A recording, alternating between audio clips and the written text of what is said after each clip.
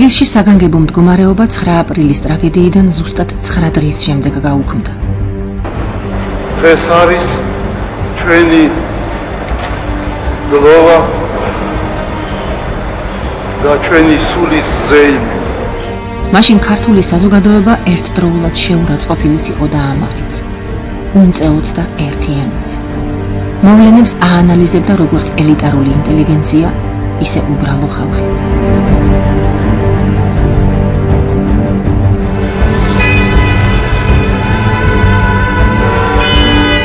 აპრილის ტრაგედია ზოგისთვის საქართველოს უახლესი ისტორიის ყველაზე ნათელი და გმირული ფურცელი იყო, რომელმაც საბჭოთა იმპერიას საყრდენი გამოაცალა. ზოგისთვის კი ამავე იმპერიის წინააღმდეგ ბრძოლისაკენ მიმართული საბედისწერო მიტინგი, რომელმაც სხვების თამაშში საკმაოდ ხელსაყრელი არგუმენტი შექმნა. მოხდა ისეთი კოლექტიური დანაშაული. ესეთი კოლექტიური დანაშაული, რომელშიც ჩვენ ყველანი მონაწილეობთ. ვიყავით იმ მიტინგზე თუ არ ვიყავით იმ მიტინგზე, ცხადი ამას უკვე, ესე იგი, ეს დანაშაული მოხდა და ჩვენ ვერ დავიცავით ბავშვები, ახალგაზრდები და უმწეო ადამიანები.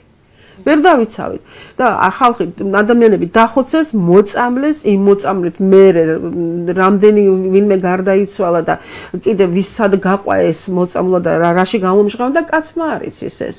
და სულ ცოტა ხნის შემდეგ რომ გავიდა დრო 9 აპრილს მოწამლულ ადამიანებს წამალი ენატრებოდათ. და ეს იყო და ეს დამოკიდებულება რომ არის ეგზალტაცია რაღაცა, რასაც ადამიანები არ ქმევენ, ქართველები ადვილად არ ქმევენ გმირობას და რომელიც არ გრძელდება დიდხანს და მალევე აინთება და მალევე ჩაქრება.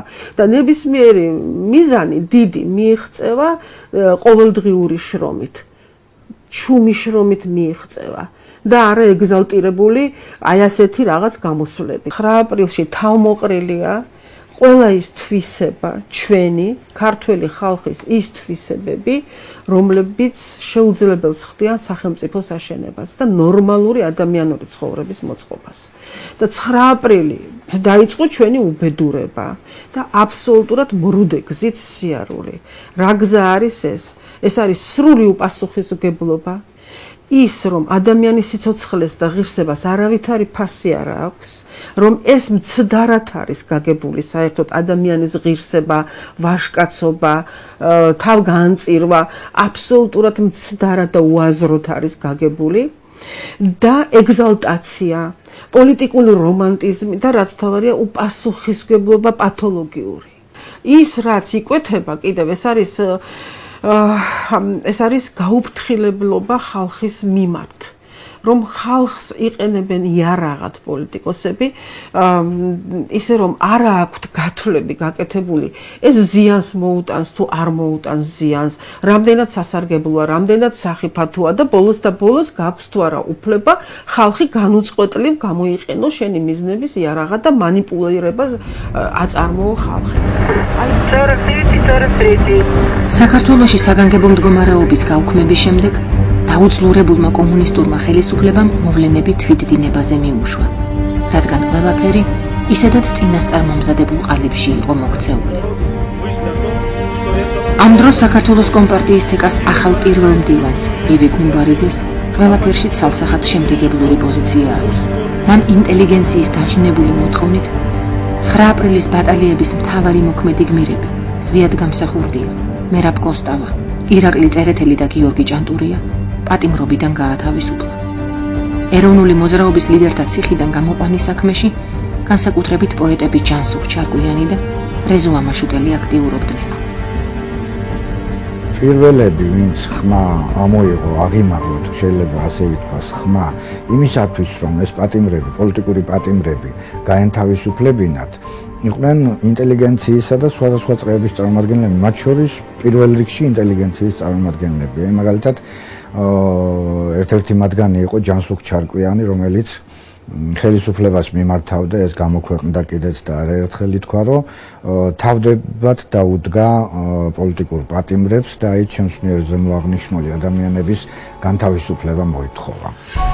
ეროვნული მოძრაობის ლიდერთა განთავისუფლებას მხარს უჭერდა მწერალი ნაირა გელაშვილიც, რომელსაც თავისი არგუმენტი ჰქონდა და რომელიც მოგვიანებით ელიტარული ინტელიგენციის დიდ ნაწილთან ერთად ზვიად გამსახურდიას ხელისუფლების სასტიკ მოწინააღმდეგეთა ბანაკში აღმოჩნდა. აქ უკვე სხვა რაღაც მომენტი იყო, იცით, აქ იყო ისეთი მომენტი, როდესაც არის ჯება ხელისუფლება, არის ჯება როდიონოვი, არავინ არის ჯება, გესმით, ვინც უშუალოდ აღასრულა, ვინც უშუალოდ ჩაიდინა დანაშაული და ხალხი დახოცა და მოწამლა და ხმა გავრცელდა ისეთი, რომ იმ დაპატიმრებულ მოთავეებს შეიძლებოდა იქ რაღაცა დამართნოდათ ციხეში, ცხადი ამ დროს მოითხოვ, რომ იცი რა, ჯერ გამოვიდნენ იქედან და რაღაც ეგებ მოხდეს ობიექტურად სასამართლოს გადაეცეს საქმე, გამოძიებული იქნეს და რაღაც ობიექტურად დაალაგდეს სურათი. თორე თუ მარტო ერთ მხარეს და მოთავეებს დაიჭერდნენ და ახლა იქ რაღაცა შეემთხვეოდათ იმათ, რა თქმა უნდა, ეს არავის არ უნდოდა. აი ამ მოსაზრებით იყო, რომ მეც ვითხოვდი ძალიან გამოშვებას, მათ გამოშვებას და იმას, რომ მარტო ერთი მხარე არ დასჯილიყო, თორე მე ისინიც დამნაშავეებად მიმაჩნია, ისე როგორც ხელისუფლება და როგორც ის რუსი სამხედრო ძალა. პოლიტპატიმართა გათავისუფლების მოთხოვნა ინტელიგენციამ ჯერ კიდევ 11 აპრილს. კინოს სახლში ედუარდ შევარდნაძესთან და ხელისუფლების წარმომადგენლებთან გამართულ შეხვედრაზე წამოაყენა, სადაც პოლიტბიუროს ქართულმა წევრმა ამ საკითხში ჩარევას თავი აარიდა. რაც შეეხება თქვენ უწოდებთ პოლიტპატიმრებს, მე გამომძიებელი არ გახლავართ. არ ვაპირებ ამ საქმეში ჩარევას, დღეს და ხვალ. სანამ გამოძიება თავის სიტყვას არ იტყვის. იმიტომ რომ ისევ აქ დიდი პასუხისმგებლობის საკითხია. ყველა დეტალი უნდა გაერკვას. თუ იმას მოქმედებაში არსებობს დანაშაულის ელემენტები, არა პოლიტიკური, არამედ საზოგადოებრივი წესრიგის დარღვევის თვალსაზრისით და სხვა, ვერავინ ვერ უშველეს. მოიცათ ყოველდღიურად, ყოველდღიური ჩვენ ხვდებით ერთმანეთს და აი ესწრება ჩვენ ყოველდღიურ თათბირებს, უმაღლეს სასამართლოს თავმჯდომარე და სხვა მხანაგებელი. რას ვეუბნებით, ვაფრთხილებთ. თქვენ გეგისრება დიდი პასუხისმგებლობა. ძალიან იოლია კაცს მოკიდო ხელი და მიიყვანო მილიციის სამმართველოში. მაგრამ ღმერთი არ გაგიწმეთ. კანონი თქვენ ხელთ არის. გამოძიება თქვენ ხელთ არის. ღმერთი არ გაგიწმეთ, რომ თქვენ მოქმედებაში არ აღმოჩნდეს რაიმე უკანონობა.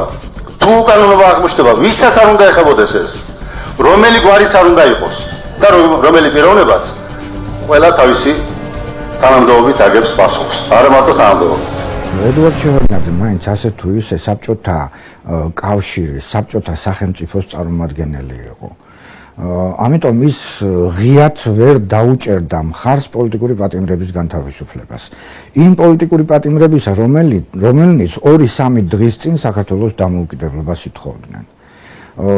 შევარდნაძისაგან ამის გაკეთება წარმოუდგენელი იყო. ის აქ ჩამოვიდა როგორც მაინც საბჭოთა სახელმწიფოს წარმომადგენელი და ჩამოვიდა აქ როგორც ქართველი. ანუ ესე იგი ის უფრო ახლოს იცნობდა სიტუაციას, მას უფრო მეტი ბერკეტები ჰქონდა ქართველი საზოგადოების დასაშოშმინებლად, დასაწყნარებლად, რაც ყველაზე ძალიან ჭირდებოდა მაშინ კრემლის ხელმძღვანელობას. და ამიტომ ბევრ რამეში შევარდნაძე და ქართული ინტელიგენციის წარმომადგენლები ეთანხმებოდნენ ერთმანეთს ბევრ რამეში, მაგრამ იყო საკითხები, სადაც ინტელიგენციიდან უნდა წამოსულიყო ინიციატივა პოლიტპატიმრების განთავისუფლების. ის, რასაც შევარდნაძე ვერ გააკეთებდა, ქართველმა ინტელიგენციამ იტვირთა. თუმცა ეროვნულ პოლიტიკური ბანაკის გარკვეული ჯგუფები, ეროვნული მოძრაობის გარიჯრაჟდები ქართული ინტელექტუალური ელიტის ნებისმიერ ქცევას ეჭვის თვალით უყურებდნენ და არაფრად აგდებდნენ. ვითარება არც შემდეგ შეცვლილა. რა გზა ჰქონდათ? ან უნდა შესრულებდა პეტიციით მოდი გამოუშვეს ხალხი, თუმცა იმათი ნათქვამით არავის ას დააკავებდა, ას გაუშვებდა. ეს ხალხი გაუშვეს იმიტომ, რომ ეს 4 კაცი გაუშვეს იმიტომ, რომ სხვანაირად არ შეიძლებოდა სოფლიომ უკვე დედაუტილა ამ ხოცვის გამო. და ეს ინტელიგენცია გააფორმეს როგორც მოაჯი, ასე ვთქვათ, როგორც თხოვნელი. რა გზა ჰქონდა თუ არ ეთხოვათ? ეს ნიშნავდა იმის აღიარებას, რომ პარაზიტი ამათ ხელში, ამ კომუნისტების ხელში აღზევებული და ასეთად რჩები. ამათ ვთქვათ, ირჩიეს, რომ ეთამაშათ კაცობა, ეთამაშათ რაღაცა მოღვაწეობა და აგრეთვე შემზრალიყვნენ სხვადასხვა ორგანიზაციებში, მათ შორის ისეთი უკვე ასე ვთქვათ, ჩამოყალიბებული სტატუსის ორგანიზაციაში, ჩამოყალიბებულში ბალტიისპირელების წყალობით, როგორც იყო სახალხო ფრონტი. ცხოვრების მანძილზე აი ეს ნათელი არიან ხალხისთვის და რომ დობის გარეშე ვერაფერს ვერ ავაშენებთ. აი ამას ხომ არ დავუბრუნდებით ისა. აქ ისეთი უნდობლობის ატმოსფერო სუფერს, ისეთი უნდობლობის, ისეთი რაღაც შეკითხვებში რაღაცა არის შეპარული.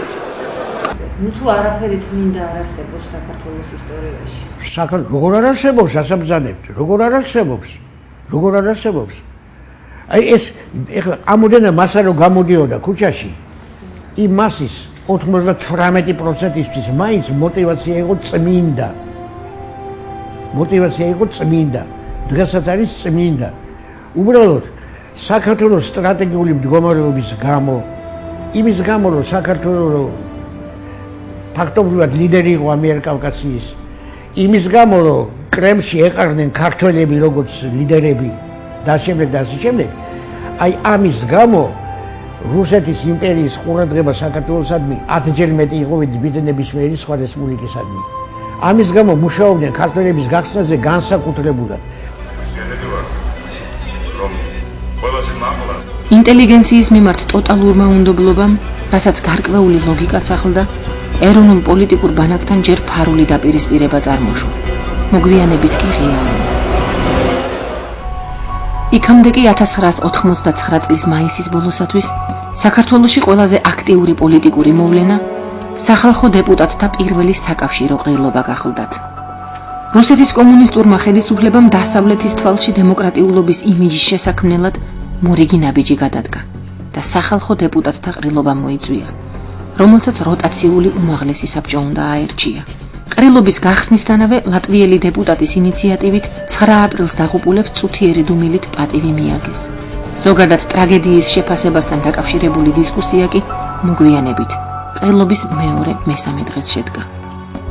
ქართველმა დეპუტატმა თამაზ გამყრელიძემ მომხდარში მთლიანად რუსული გენერალიტეტი და სახალხო დეპუტატად ახალციხე აბასთუმნიდან არჩეული ამიერკავკასიის ჯარების სარდალი იგორ родионови დაადანაშაულა. В стране и всей международной общественности стало известно, что 9 апреля текущего года в 4 часа утра под предлогом несанкционированного митинга и мирной демонстрации в городе Тбилиси было совершено беспрецедентное по своей жестокости массовое избиение невинных людей, повлекшее за собой человеческие жертвы. Блокировали проходы, окружали граждан и наносили им удары дубинками и саперными лопатами. Не щадили лежащих там голодающих, девушек и престарелых женщин, врачей и работников Красного Креста, преследовали убегающих, добивали раненых, вырывая их из рук медицинского персонала. Наносили удары и работникам местной милиции, которые, выполняя свой служебный долг, спасали жизнь граждан. Вопрос о том, кто отдал приказ войскам Закавказского военного округа, возник еще 33 года тому назад, когда 9 марта 1956 года в городе Тбилиси была расстреляна первая в стране мирная демонстрация студентов и школьников. Демонстрация была подавлена самым жестоким образом. По ним открыли шквальный огонь, давили танками, а трупы сбрасывали в Куру. Этой первой в стране кровавой акции руководил генерал Федюнинский. И лишь спустя десятилетия выяснилось, что приказ отдал председатель Совета обороны, генеральный секретарь ЦК КПСС, верховный главнокомандующий всеми вооруженными силами Хрущев. თავარი იქ არ ითქვა. თუმცა კომისიის ხელთ არსებული მასალებით ამის თქვა შეიძლებოდა. კომისიაზე გამოვიდა ერთ-ერთი წევრი კომისიის გენერალ-პოლკოვნიკი ირაკლი ჯორჯაძე. ხნიერი კაცი იყო, მაგრამ მოხუცი არ იყო. გამოვიდა და პარტიაშვილს, რომელიც იმ დღეს იყო, ასე ვთქვათ, დასაკითხად მარტივად რო ვთქვათ, ამ კომისიის ხდომაზე, პარტიაშვილს ხო მოიცადეთ, არ წახვიდეთო, რომ დამთავრდა მისი გამოკითხვა. მე თქვენი დასწრებით უნდა გავაკეთოთ ჩემი განცხადებაო. და გააკეთე განცხადება. რუსულად წაიკითხა ტექსტი. 2.5 გვერდი დაწერილი საკმაოდ წვრილი შრიფტით. აქ იყო ნათქვამის შემდეგი. 56 წლის 9 მარტს თბილისის ქუჩებში მოხდა მასობრივი ჟლეტა. არ იყო ცნობილი ვინ გასცა ბრძანება, მაგრამ მერე გამოირკვა, რომ ბრძანება იყო გაცემული პირადად ხრუშჩოვის მიერ. ამადამ საბუთიანობით საარქივო მასალებით გაირკვა ეს. ეხლა ამბობს გენერალ-პოლკოვნიკი ჯორჯაძე. ეხლა ჩვენ საარქივო მასალები ხელთ არ გვაქვს. მაგ ჯერჯერობით. მაგრამ თუ გავაანალიზებთ საბჭოთა კავშირის შეერაღებული ძალების სტრუქტურას უფლებრივი თვალსაზრისით, აღმოჩნდება და გამოჩნდება, რომ არსებობს ერთადერთი თანამდებობა საბჭოთა კავშირში, რომელსაც აქვს უფლება აამოქმედოს ერთდროულად შეერაღებული ძალებიც, არმია და ფლოტი და შემდეგ და შინაგანი ჯარიც. ეს თანამდებობა არის უმაღლესი მთავარსარდლისა, იგივე პრეზიდენტისა, ანუ გორბაჩოვისა. ესე იგი, გენერალ-პოლკოვნიკმა ჯორჯაძემ პირდაპირ ოფიციალურად დასდო ბრალი გორბაჩოვს, საბჭოთა კავშირის პრეზიდენტს, აი ამ რბელის და ამ ხოცვის ორგანიზებაში და ბრძანების გაცემაში. და იქ იმ ყრილობაზე ბევრი იყვნენ დელეგატები. არც ერთი არ გამოჩნდა იმათგანი, არც ერთი არ გამოჩნდა. მათ შორის მთავარი ორატორი თამაზ გამყრელიძე, რომელსაც ჰქონდა დავალებული ტექსტით საკითხვა, რომელსაც ეთქვას, რომ ეს არის გორბაჩოვის მიერ გასებული ბრძანებით მოხდარი. ანუ სათქმელი იქ არ თქმულა. ყრილობაზე ასევე არ დასახელდა 9 აპრილის მიტინგის მთავარი მიზეზი, ლიხნის მიმართვა, აფხაზური სეპარატიზმი და იქ მიმდინარე პროცესების ხელოვნური კრიმინალიზაცია.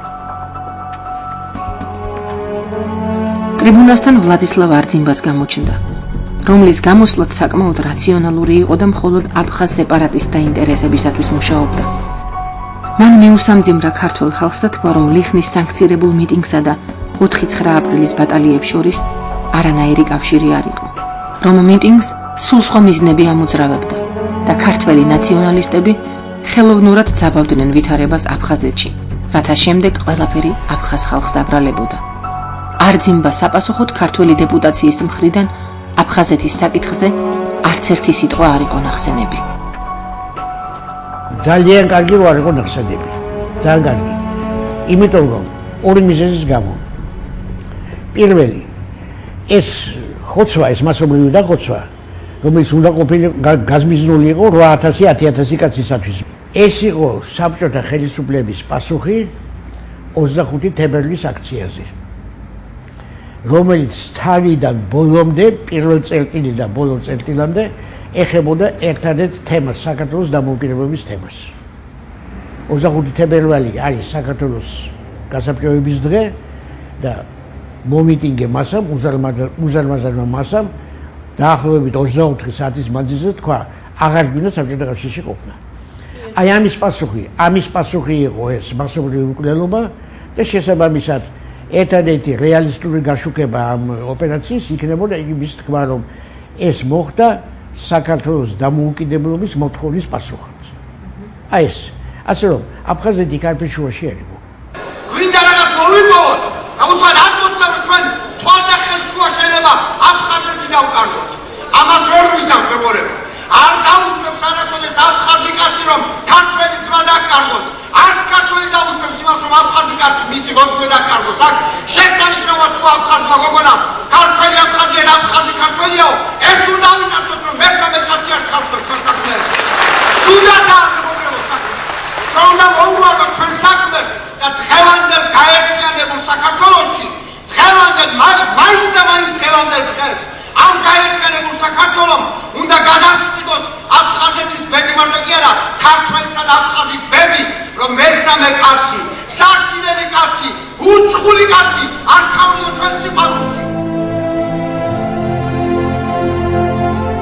შემდეგ ამას მოყვა კიდევ უფრო გაუარესება აფხაზეთში მდგომარეობის, იმიტომ რომ აი ეს რახან არ მოხდა ნაბიჯების გადადგმა და პირიქით აი ამ ანტიქართულმა ნაწილმა დაინახა, რომ აი ამ მოთხოვნებისთვის, მათი საწინააღმდეგო მოთხოვნებისათვის, აფხაზების საწინააღმდეგო კი არა, ანტიქართული პროცესების საწინააღმდეგო მოთხოვნებისათვის, სწორედ ქართული მხარე დაისაჯა და არა ისინი, ვინც პასუხისმგებელი იყვნენ ამ მოვლენაზე, ისინი შემდგომი კიდევ უფრო მეტად გათავხედდნენ, ამას სისხლისღვრას მოყვა ივლისში, დაიღუპა ვოვავეკუა და იყო კიდევ ასეთი სისხლისღვრა გარკვეული, არა ისეთი მასშტაბის, რომელიც უკვე შემდეგ წლებში, მაგრამ ყოველ შემთხვევაში სისხლისღვრა იყო და შემდგომი ეტაპობრივი გაუარესება მდგომარეობის.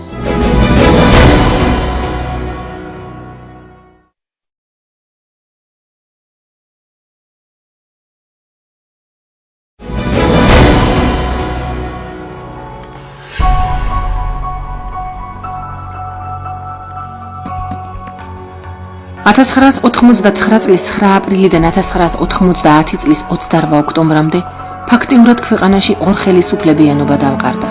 ძალადაკარგული და დაბნეული ფორმალური კომუნისტური მმართველობის ფონზე უპირატესობა აშკარად ეროვნულ-პოლიტიკური ბანაკის რადიკალური ფრთისხელში გადავიდა. მთავრობის სახლის წინ აიღეს მუშისა და გლეხის ეგრეთ წოდებული ეპოქალური ქანდაკებები. სერგო ორჯონიკიძის ძეგლს რკინის ბაგირი მოაბეს და სახალხო სანახაობის ფონზე მოუსავლეთში გაისტუმრეს.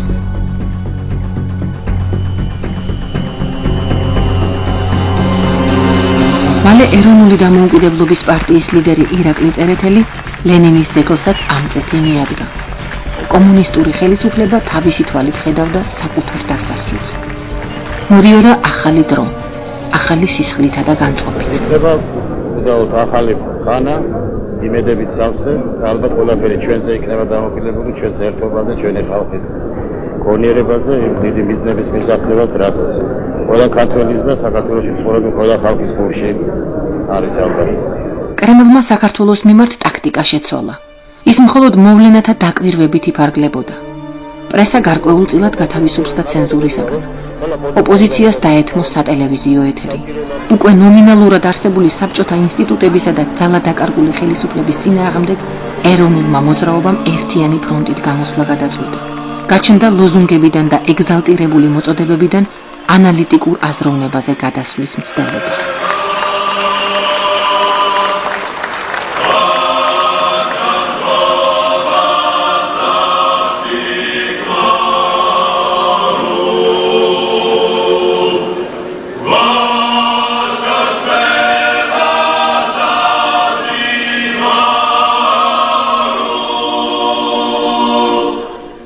$1999 წლის 20-25 ივნისს ზომიერ ინტელექტუალური იმპულსებისა და რადიკალური მიმართულების ჭიდილი პირველად ზედაპირზე სწორედ ახალი საზოგადოებრივი პოლიტიკური ორგანიზაციის სახალხო ფრონტის დამფუძნებელ ყრილობაზე ამოვიდა, რომელიც აპრილის ბატალიების შემდეგ სხვადასხვა პოლიტიკური ბანაკისა და ინტელიგენციის ერთიანი ფრონტის შესაქმნელად იყო გამიზნული და დამოუკიდებლობისათვის ბრძოლის ბალტიისპირული გზის იდეას ატარებდა. რადგან ბალტიური სოიუდისი მართლაც ყველასა და ყველაფერს აერთიანებდა. სახალხო ფრონტი თავისი ამოცანით არ განსხვავდებოდა და არ განსხვავდება არცერთი ეროვნული ორგანიზაციისაგან. ეს არის ეროვნულ-გამათავისუფლებელი ორგანიზაცია. ასე იყო თავიდან. მაგრამ სიტყვა სახალხო ფრონტი ჩვენ არ შეგვიქმნია და ასე ვთქვათ, ლეგალიზაცია ამ ფორმის, ეროვნული გამათავისუფლებელი ორგანიზაციის ამ ფორმის ჩვენ არ მოგვიხდენია, ჩვენ ბრძოლით არ მოგვიხდენია. ეს ჩვენ გამოვიყენეთ ბალტიისპირული ვარიანტი. ეს იყო იურიდიული ფორმა, რომლითაც მათ შეძლეს თავისი ძალის ფონზე, თავისი ზეწოლის ფონზე, უცხოური, ასე ვთქვათ, დახმარების ფონზე, ამათ შეძლეს ამ ფორმის ლეგალიზაცია. ჩვენ ეს ლეგალიზებული ფორმა გამოვიყენეთ. თორე პროპორცია აზროვნების და ბრძოლის, თქვათ, დარბაზის და ქუჩის, ან ველის და ქუჩის და ტყის და დარბაზის ჩვენ ჩანაფიქრით სხვა არ გქონია არასოდეს ვიდრე ნებისმიერ ეროვნულ განმათავისუფლებელ ორგანიზაციას აქ სოფლიოში. ჩვენ უნდა გვეაზროვნა კიდეც და ამაზროვნებაში უნდა მოგვეგო წრისთვის, უნდა გვებრძოლა კიდეც და მოგვეგო და უნდა ასე ვთქვათ პოლიტიკური პროპაგანდაც გვეწარმოებინა და მოგვეგო. სახალხო ფრონტის შექმნას, რომელსაც ეროვნულ-დემოკრატიული პარტიის ლიდერმა გიორგი ჭანტურიამ თავიდანვე ცეკას კოოპერატივი უწოდა, ჯერ კიდევ 1988 წლის ნოემბრის მოვლენების დროს ცდილობდნენ.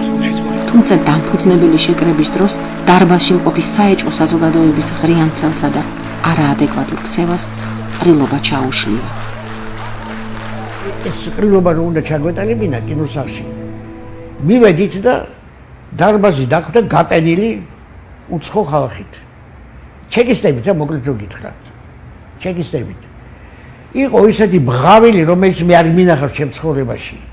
იყო ფეხების ბაკუნი, იყო რაღაცა ხტომა, რაღაცა იგი ქუდების სროლა, იყო სცენაზე ამოვარდნა. თავისი ბინძური აგენტურის ვიწყავდა ჩვენთან შემოგზავნილი, აი მათი გამოყვანა სცენაზე, იმათ გარჩევა რაღაცა წრის დარტყმა, ვითომ ერჩოდა და ვინმე ერჩოდა და შემდეგაც შემდეგ. საქართველოს მეცნიერებათა აკადემია დაბეჭდებით 9 აპრილის შემდეგ სახალხო ფრონტის შექმნის ინიციატივა საქართველოს მეცნიერებათა აკადემიიდან წამოვიდა. ქართულმა ინტელექტუალურმა ელიტამ, რომელსაც ეროვნულ-პოლიტიკური ბანაკი მაინც და მაინც არ სწავლობდა, ქვეყნის საზოგადოებრივ პოლიტიკურ ცხოვრებაში აქტიური მონაწილეობა მაინც სცადა. ამდენად სახალხო ფრონტის შექმნის თავდაპირველი ინიციატორები მათთან ერთობლივ მუშაობას დათანხმდნენ. ლაპარაკი ეს ტერმინი კატასტროფა ადრეს, მაგრამ მე მიმაჩნია რომ არ იყო ალბათ და ეს ჩვენი ასე ვთქვათ ხელმძღვანელების ბრალია, არ იყო განმარტებული რას ნიშნავს ეს კატასტროფა. ჩვენ ვერ დავაარსეთ სახალხო ფრონტი 28 ნოემბერს, უცებ საიდანღაც გამოტყვა მეორე მცდელობა. მეორე ცენტრი აკადემიაში რაღაც სახალხო ფრონტის შექმნის. ესე იგი ნოლიდან დაიწყეს ახალი ჩანასახი ასე ვთქვათ სახალხო ფრონტის შექმნის იქ. ნუ ახლა ჩვენთან შემოვიდნენ რაღაცა ესე იგი საბოლოო ჯამში სხვანაირად შეუძლებელი იყო ერთად დავიწყეთ მუშაობა და უკვე შიგნით იყო ჩვენი ჭიდაობა.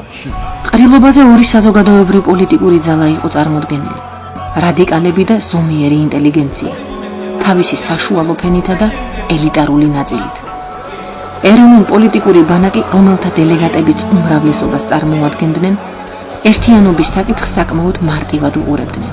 ვინც ჩვენთან არ არის, ის ჩვენი მოწინააღმდეგეა, ანუ ხელისუფლების მომხრე. განსხვავებული პოზიციის გამო ისინი ასე აღიქვამდნენ ინტელიგენციასაც.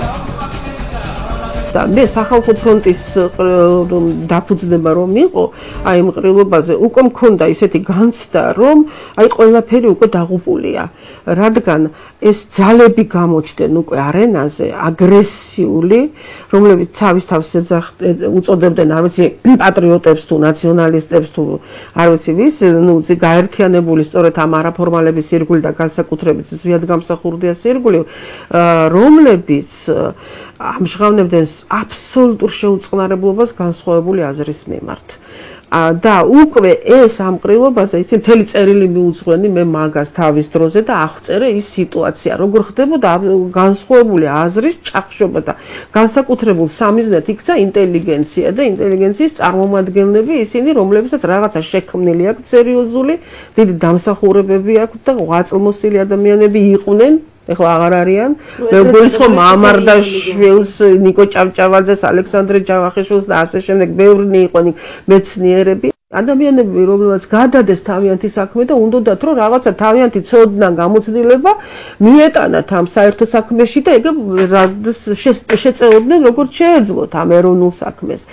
სწორედ ისინი იყვნენ სამიზნედ ქცეული. ანუ ჩვენ ვიყავით სამიზნედ ქცეულნი და იყო შეურაცხყოფა ფიზიკურით, სიტყვიერით და ყველანაირით და საბჭოთა კავშირის ბოლო წლებში ახლა ასეთი რაღაც აღარ ხდებოდა.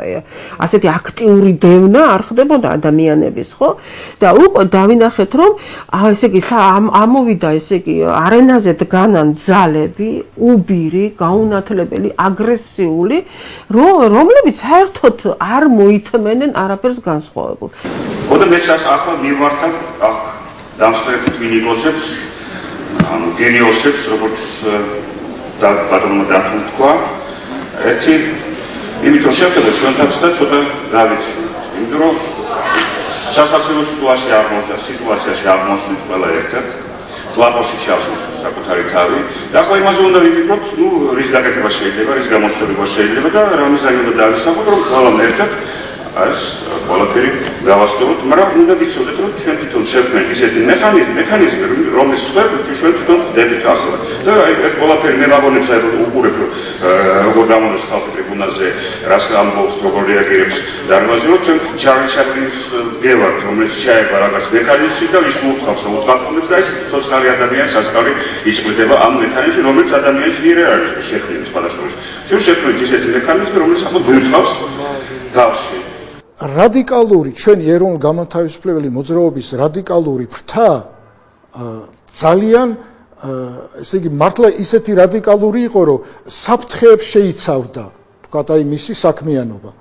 და ნათელი მაგალითი, თქვათ აი ეროვნულ-განმათავისუფლებელი მოძრაობისა და რუსეთის წინააღმდეგ მიმართული ბრძოლისა საუკეთესო მაგალითი იყო ბალტიისპირეთში, ბალტიის ქვეყნებში.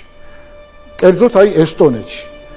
იქ შეიქმნა სახალხო ფრონტები, სადაც გაერთიანდნენ ყველა პარტიები, მათ შორის კომუნისტური პარტიებიც კი და დაიწყეს მოსკოვის წინააღმდეგ ბრძოლა ესტონეთის განთავისუფლებისათვის.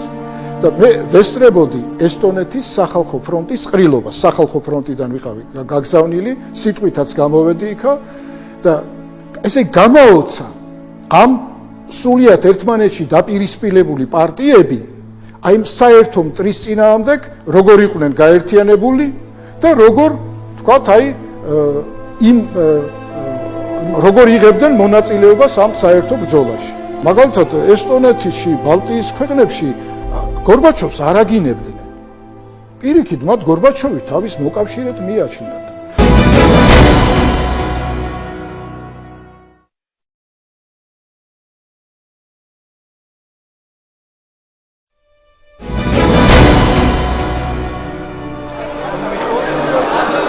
ყრილობის მთავარი მოვლენა თავმჯდომარის და ფრონტის მმართველი ორგანოს, სათათბიროს ან გამგეობის არჩევა იყო.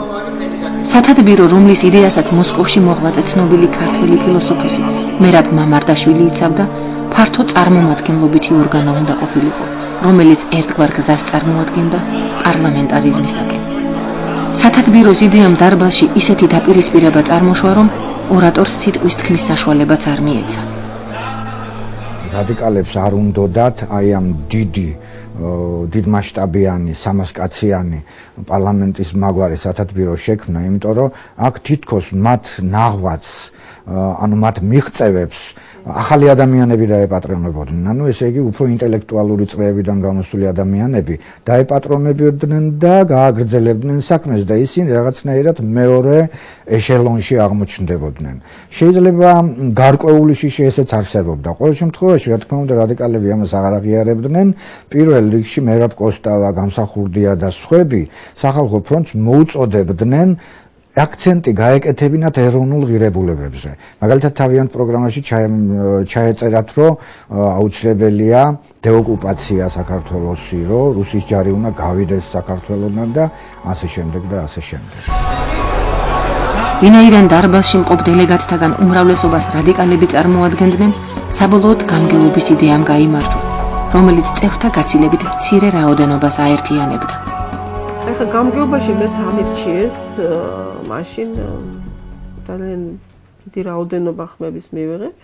ხო და მაგრამ არ მინდოდა მე გამგეობაში ყოფნა და რომ დავაპირე სცენაზე ასვლა და თქმა იმისა რომ არ მინდა და თუ შეიძლება მე ვერ ვიმუშავებ მანდ გამგეობაში დიდი უნდა ვიმუშაო ადამიანმა თუ გამგეობის წევრი ხარ და მე უბრალოდ არ შემიძლია ეს ახლა გზაში დამეწია ზუსტად გამსახურდია ჩვენ კარგად ვიცნობდით ძალიან ერთმანეთს და მითხრა რომ არ თქვაო უარიო იმიტომ რომ იქ 2/3 სუკის აგენტები არიანო იმ გამგეობაში და ამ დროს არ იყო კაცო ეს იქ იყო პატივცემული ადამიანები უმეტესობა ესმით ხო და ნუ მოკლედ მაინც ვერ მოვახერხე რაღაცა და ერთი პერიოდი დავრჩი იმ გამგეობის წევრად მაგრამ დამოკიდებულებას გეუბნებით თუმცა ზვიადისთვის ყველა იყო სუკის აგენტი ვინც არ იყო ახტაცებული ზვიად გამსახურდიათი შეიძლება ზოგს დაებადოს აზრი თუ რატომ არ ვარ მე წევრი სახალხო ფრონტისა და რატომ არ მსურს ვიყო ამ გამგეობაში ან თავმჯდომარის პოსტზე იმიტომ რომ მე ჯერჯერობით თხილად ვეკიდები ფრონტს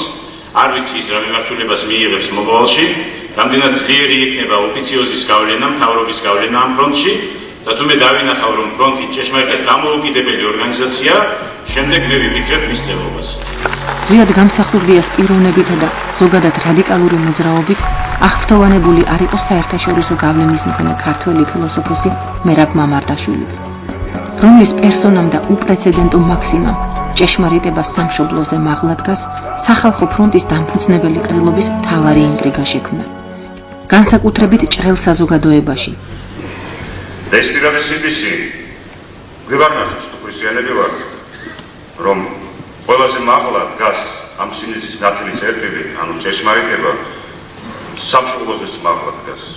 იმიტომ რომ ხანდახან ჩვენ სამშობლოს ინტერესად მიგვაჩნია რაღაცა, რომელიც სინამდვილეში არ არის სამშობლოს ინტერესი. ამას მხოლოდ მის ინტერესად დანახვას გვივარნახებს ძნება, სისხლის ჩქება ჩვენში, ან მშობლიური ნიადაგი, ამის იქით არ ვიხედებით და ამის იქით გახედვა შეიძლება მხოლოდ ჭეშმარიტების ვარსკვლავის ქვეშ, მისი სხეულის ქვეშ. ეს არის სხვადასხვა ელემენტარული ქრისტიანული წამსი. ვიმეორებ, ჭეშმარიტება უფრო მაღლა დგას ვიდრე სამშობლო. ამიტომ საქართველოს არ შეიძლება იყოს ფეტიში, ქრისტიანული საერთოდ კერპები და ფეტიშები არ არსებობენ. ხოდა ამიტომ ყველა ის ხალხი, ვინც ემორჩილება მხოლოდ ამ ჭეშმარიტების კანონს, სინდისის კანონს, უნდა იყოს ახალგაზრდებთან და ახალგაზრდები უნდა იყვნენ ამ ხალხთან, იმიტომ რომ ამ ხალხში არის ერთადერთი პატარა შანსი იმის, რომ ეს ახალგაზრდა არ დაიკარგება. ის დაპირისპირება რომელიც მოხდა რადიკალებსა და თქვათ იგივე მერაბ მამარდაშვილის შორის უფრო ადრე იყო დაწყებული და სახალხო ფრონტის ყრილობაზე ერთ-ერთი გამოვლენა იყო. ყველაფერი დაიწყო ალბათ უпростоრად გამწვავა სიტუაცია მერაბ მამარდაშვილის ცნობილმა გამონათქვამმა, რომ ჭეშმარიტება უფრო მაღლა დგას ვიდრე ეროვნება, ვიდრე სამშობლო. იცით რა, თუ ფილოსოფიურად ჩაუკვირდებით და ფილოსოფიურ ლოგიკას გავყვებით, შეიძლება ეს მართალიც იყოს, მაგრამ ეს იქნება ფილოსოფიური კატეგორიებით მსჯელობა. ეს გამონათქვამი, ეს განცხადება მერაბ მამარდაშვილმა გააკეთა აფორიაქებული, ესე იგი, ენთუზიაზმით და ეგზალტირებული უზარმაზარი აუდიტორიის წინ, რომელიც ეროვნული საქმეების გადასაწყვეტად იყო მოსული და ამიტომ მამარდაშვილის განცხადება მან ამ აუდიტორიამ არაადეკვატურად მიიღო. მე აუდიტორიას ამ შემთხვევაში ვერ დავადანაშაულებდი. იმიტომ რომ ერთია ფილოსოფიური კატეგორიებით მსჯელობა და ის ფილოსოფიურ აუდიტორიაში უნდა მოხდეს ან კლუბში და მეორე ჩვენ ახლა იქ მოსულ აუდიტორიას და პოლიტიკურ ელიტას და ასე შემდეგ ჭეშმარიტების ბედი ნაკლებად ანაღლებდა, აქ იყო საქართველოს სახელმწიფოებრიობისა და ეროვნული ინტერესების გადაწყვეტის პრობლემა. ინტელიგენციისადმი უნდობლობას გარკვეული ლოგიკაც ახლდა. ეროვნული მოძრაობა ვერასგზის ეგუებოდა მის დაწყებულ საქმეში 9 აპრილის შემდეგ გააქტიურებული ქართული საზოგადოების ელიტარული ნაწილის ჩაზიარებას. ამასთანავე კვლავ აქტუალური იყო კრემლში მოღვაწე ქართველების სამშობლოში დაბრუნების თემაც და მოდერნიზებული საბჭოთა იდეებიც. მარტო შევარდნაძე კი არ მოდიოდა აქ საქართველოში და გორბაჩოვს მარტო შევარდნაძე კი არ ჭირდებოდა საქართველოში. მას ჭირდებოდა თავისი გუნდი და ამ გუნდში გორბაჩოვი მოიაზრებდა მერაბ მამარდაშვილს. აი ეს მერაბ მამარდაშვილია, რომელიც 87 წლიდან 88 წლიდან სწრაფად გამოჩნდა არენაზე. თუ არ ვცდები, ის მუშაობდა კომუნისტური პარტიის ერთ-ერთი ჟურნალის, საერთაშორისო ჟურნალი გამოდიოდა იმის მთავარ რედაქტორად, მე მგონი პრაღაში, მე ახლა აღარ მახსენდება და შემდეგ გამოჩნდა საქართველოში. და ამ კაცს ამზადებენ რაღაცისათვის და ამას ამზადებდა გორბაჩოვი, იმიტომ რომ გორბაჩოვი იცნობდა მას. ეს ინფორმაცია, დადასტურებული ინფორმაცია და იქიდან იცნობდა, რომ გორბაჩოვის საცოლე და მამარდაშვილის საცოლე ერთ ოთახში ცხოვრობდნენ მოსკოვის უნივერსიტეტის საერთო საცხოვრებელში. ერთ ოთახში და აი აქ მოხდა მათი დაახლოებაც. აი ამიტომაც მე ვფიქრობ და არა მარტო მე ვფიქრობ, რომ მზადდებოდა კიდევაც მისთვის რაღაც მაღალი თანამდებობა. მე ვერ გეტყვით ახლა ეს პრეზიდენტობა იქნებოდა თუ იქნებოდა სხვა რამე თანამდებობა, მაგრამ დარწმუნებული ვარ, რომ აუცილებლად მოვიდოდა ის ხელისუფლებაში და თუნდაც ამის დამადასტურებელი ის გახლავთ ჩემო კარგო, რომ მან გამოაცხადა ასეთი ფრაზა, სახალხო ფრონტის ყრილობაზე გამოაცხადა მან სწორედ ეს, რომ სამშობლოზე მაღლა დგას ჭეშმარიტება. ამან და მისმა სხვა გამოსვლებმა კიდევაც დაპირისპირება გამოიწვია ეროვნულ მოძრაობაშიც. აი ამიტომ ეს კაცი იმიტომაც იყო შემოგზავნილი, რომ დაპირისპირება მოხდარიყო ეროვნულ მოძრაობაში და ამას ჩემი ეჭვის ადასტურებს, რომ დაკავშირების შეუნაძესთან და ამის დამამტკიცებელი დამადასტურებელი კიდევ გახლავთ ის, რომ მან 1990 წელს ვიდრე აირჩევდნენ გამსახურდიას პრეზიდენტად, ასეთი ფრაზა თქვა: თუ საქართველო აირჩევს გამსახურდიას, მე წავალ ჩემი ხალხის წინააღმდეგ. მეტი დადასტურება რა გვინდა ჩვენ? აი სწორედ ეს იმას ნიშნავდა, რომ მას უნდოდა საქართველოში მოსვლა, მას უნდოდა გარკვეულწილად ხელისუფლებაში, მე არ ვიცი რა კიდევ გიმეორეთ რა თანამდებობას მიიღებდა, მაგრამ აი სწორედ მას უშლიდა გამსახურდია ხელში და თვითონ უნდა საქართველოში მოსვლა. ბევრი ჭორი და ბევრი ხმა დადიოდა მაშინ. ეს ხმები არც შემდგომში დადასტურებულა და არც მაშინ დადასტურებულა. ყოველგვარ გამონათქმავს რაღაცა ისტორიული საბუთი უნდა, რაღაც ისტორიული დოკუმენტი უნდა, რაღაც ცოტა უფრო ხელშესახები არგუმენტი უნდა. ყოველ შემთხვევაში საისტორიო მეცნიერებისათვის ეს არ არის არგუმენტი.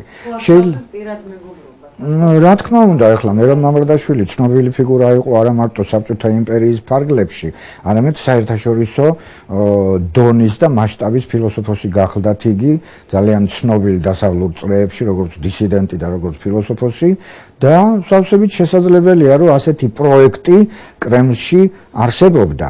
მე მაგალითად ვერაფერს ცუდს ვერ ვხედავ ამაში, რომ ბოლოს და ბოლოს არისტოტელე ამბობდა, რომ ქვეყნიერება ფილოსოფოსებმა უნდა მართონო, არა? მაგრამ თვითონ მერაბ მამრდაშვილი ვერ იტანდა რადიკალებს. რადიკალიზაციის ეშინოდა და არ უყვარდა.